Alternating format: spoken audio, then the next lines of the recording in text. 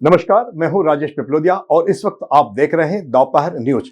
लगातार नई और ताजा जानकारियों के लिए हमारे चैनल को आप सबसे पहले सब्सक्राइब कर लीजिए। पेश है एक खास खबर। इंदौर के रानीपुरा इलाके में सोमवार देर रात हुआ यहां हादसा अब एक भयावह सच को सामने ला रहा है। नगर निगम की प्रारंभिक जांच में खुलासा हुआ है कि जिस इमारत के गिरने से 2 लोगों की जान गई और 12 लोग घायल हुए, उसकी नींव वर्षों से पानी में डूबी हुई थी। अपर आयुक्त रोहित सिसोदिया के अनुसार इस पैतृक मकान में रहने वाले परिवार के बीच लंबे समय से विवाद चल रहा था। इस विवाद की वजह से किसी ने भी बेसमेंट का पानी निकालने की जिम्मेदारी नहीं ली। नतीजन वहां लगातार पानी भरा रहा और धीरे धीरे नींव कमजोर होती चली गई। बारिश ने हालात और बिगाड़ दिए, जिससे पूरी इमारत अचानक ढह गई। हादसे में 2 की मौके पर ही मौत हो गई। प्रशासनिक टीम ने तत्काल राहत कार्य शुरू किया और घायलों को एमवाई अस्पताल में भर्ती करवाया गया है। नगर निगम अब इस पूरे ही मामले की विस्तृत जांच कर रहा है। यह हादसा सिर्फ एक इमारत के नीचे गिरने की कहानी नहीं, बल्कि लापरवाही और आपसी अनबन की भयावह परिणति है।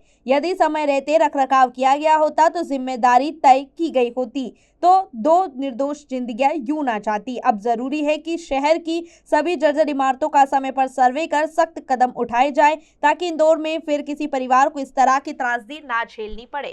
कल जोन नंबर 11 वार्ड नंबर 60 कोष्टी मोहल्ला में जो 9:15 शाम को कंट्रोल रूम में खबर मिली थी कि एक मकान गिर गया है, और जैसे ये कंट्रोल रूम में न्यूज़ रिले हुई है तो तत्काल निगम का अमला, कमिश्नर महोदय स्वयं, मैं खुद और हमारा पूरा टीम वहाँ मौके पर उपस्थित थी।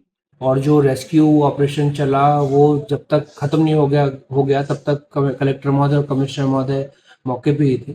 ये जो कोष्टी मोहल्ला का मकान नंबर है 47/3 दौलतगंज, इसमें जब जांच करी तो पता चला है कि ये पैतृक संपत्ति है, और इसमें जो घर बना हुआ था उसकी स्ट्रक्चरल डिफॉर्मिटी थी।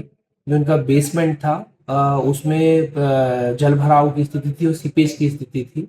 इन तीनों भाइयों में आपस में पारिवारिक विवाद था, जिसको देख के वो जो बेसमेंट का मेंटेनेंस नेग्लेक्ट किया गया और उससे जो बीम रही वो बहुत कमज़ोर हो गई और वो उसी शोर से गिर गई, जिससे पूरा मकान धराशायी हो गया।